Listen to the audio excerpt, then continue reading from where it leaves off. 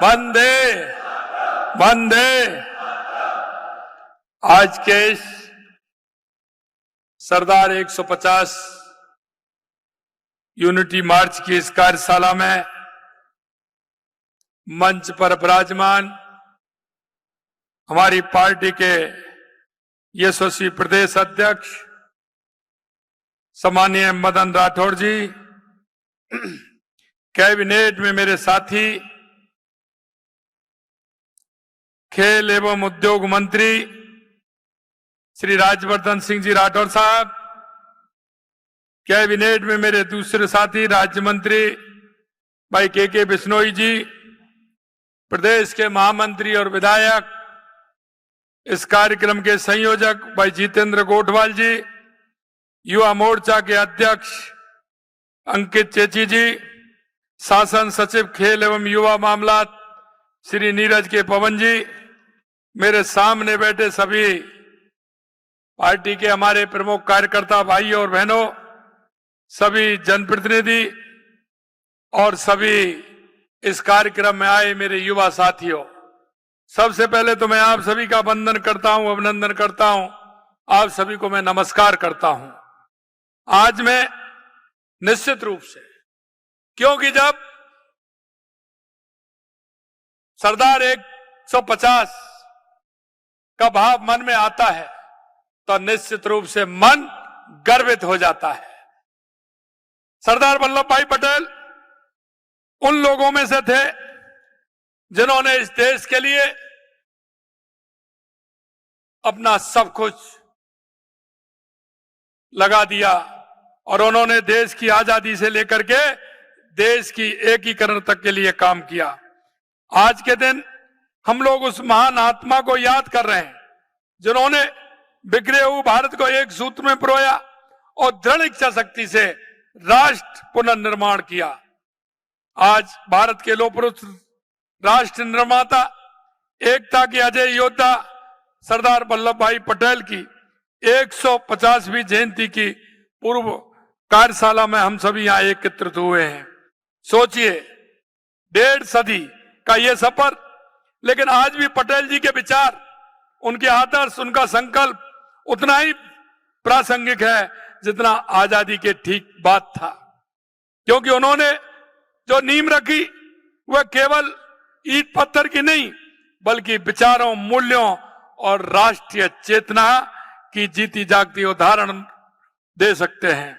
साथियों, जब 15 अगस्त 1947 को जब भारत आजाद हुआ था तो एक तरफ आजादी की खुशी थी तो दूसरी तरफ विभाजन का दर्द भी था। एक तरफ राष्ट्र का सपना था तो दूसरी तरफ 560 से अधिक रियासतों का अनिश्चित भविष्य। और ऐसे संकट काल में इतिहास ने एक लौह पुरुष को जन्म दिया था, सरदार वल्लभ भाई पटेल। आपने देखा है, क्योंकि हमारे शास्त्रों में भी कहा गया है, जब तक आताताई और दुष्ट लोग आते हैं तो कोई ना कोई अवतारी होता है।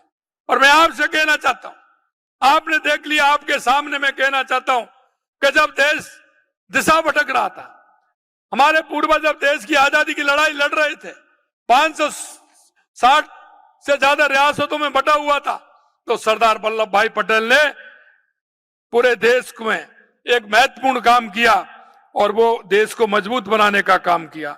मैं चाहता हूं कि राजस्थान का हर युवा उन दोनों पाठों को अपने जीवन में उतारे। पहला, राजनीतिक एकीकरण और एकता की अटूट शक्ति। दूसरा, आर्थिक स्वावलंबन, आत्मनिर्भर भारत। ये दोनों कल्पना हमारे सरदार वल्लभ भाई पटेल जी की थी और उन्होंने उसको आगे बढ़ाने का काम किया। सरदार पटेल ने 560 से अधिक रजवाड़ों को एकीकरण किया। यह केवल एक प्रशासनिक कार्य नहीं था, बल्कि एक दूरदर्शी सोच भी थी। उन्होंने देशवासियों को समझाया कि संगठित रहना और एकजुट रहने से कोई देश आपका बाल वाका नहीं कर सकता। अगर आप एक रहेंगे तो सेफ रहेंगे। एक भारत श्रेष्ठ भारत की जो कल्पना की वो सरदार वल्लभ भाई पटेल ने की थी। उन्होंने एक भारत श्रेष्ठ भारत का विजन दिया, एक ऐसा भारत जो अपनी विविधता में एकता जीवंत उदाहरण है। क्यों कि हम विविधता में भी एकता, हमारा यह उदाहरण है। जब हैदराबाद में अभी माननीय प्रधानमंत्री जी ने मन की बात में जिक्र किया था हैदराबाद में क्रूर निजाम और उसके राजकारों ने बहुत संख्यक हिंदुओं पर अत्याचार शुरू किए। जब गांव के गांव जला दिए गए थे, गरीबों की बस्ती उजाड़ दी गई थी, धर्म पूछकर हत्याएं और लूटपाट शुरू हुई थी, तब सरदार साहब ने क्या किया? उन्होंने अंतर्राष्ट्रीय दबाव था, लेकिन उन्होंने धमकियां मिल रही थी, लेकिन उन्होंने राष्ट्र हित को सर्वोपरि रखते हुए सेना भेजकर हैदराबाद को क्रूर निजाम से मुक्ति दिलाने का काम सरदार वल्लभ भाई पटेल ने किया था। चाहे पूर्वोत्तरों के राज्य हो या दक्षिण के प्रदेश, पटेल साहब ने पूरे भारत को एकजुट किया। जो एक जम्मू कश्मीर उन्होंने दूसरे के भरोसे छोड़ा था, और आप जानते हैं वो किसके भरोसे छोड़ा था। लेकिन दुर्भाग्य है कि वह धारा 370 लगाकर उसे कट्टरपंथी अलगाववादियों का अड्डा बना दिया गया। लेकिन साथियों, आज मैं कहना चाहता हूं, देश के यशस्वी प्रधानमंत्री नरेंद्र मोदी जी के नेतृत्व में जम्मू कश्मीर भी भारत का पूर्ण और अभिन्न अंग बन गया। सरदार पटेल साहब का अधूरा सपना पूरा करने का काम देश के यशस्वी प्रधानमंत्री नरेंद्र मोदी जी ने किया। स्वर्गीय सरदार पटेल जी केवल राजनीतिक एकीकरण में ही विश्वास नहीं रखते थे। वे जानते थे कि असली आजादी तब आएगी जब देश आर्थिक रूप से स्वावलंबी होगा।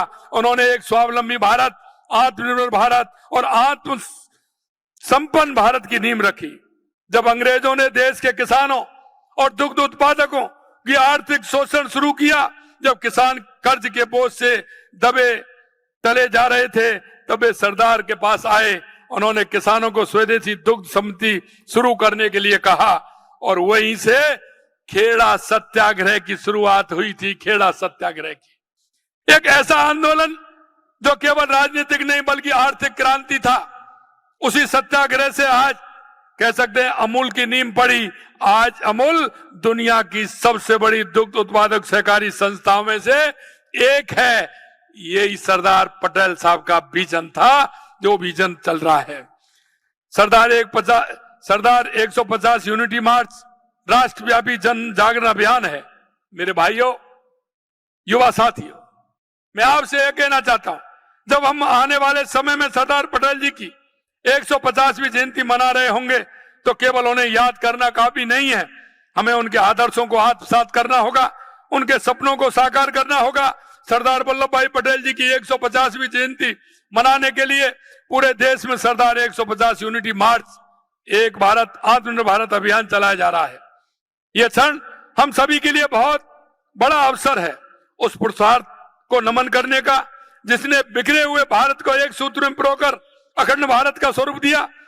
राजस्थान के युवा शक्ति से मैं कहना चाहूंगा कि आप अगले 2 महीनों तक मोबाइल स्क्रीन से लेकर के मंच तक हर जगह सरदार की एकता की बात करें, जिससे आने वाली पीढ़ी निश्चित रूप से उसको जाने कि आज सरदार पटेल जी ने किस तरह से भारत को एक किया था। अगले 2 महीने तक जब हर जन, हर मन सिर्फ और सिर्फ सरदार पटेल और उनके विचारों की बात करेगा, जब युवाओं के भीतर उनके जैसा बनने की भूख भी बढ़ेगी, वास्तव में उन्हें एक बड़ी श्रद्धांजलि होगी।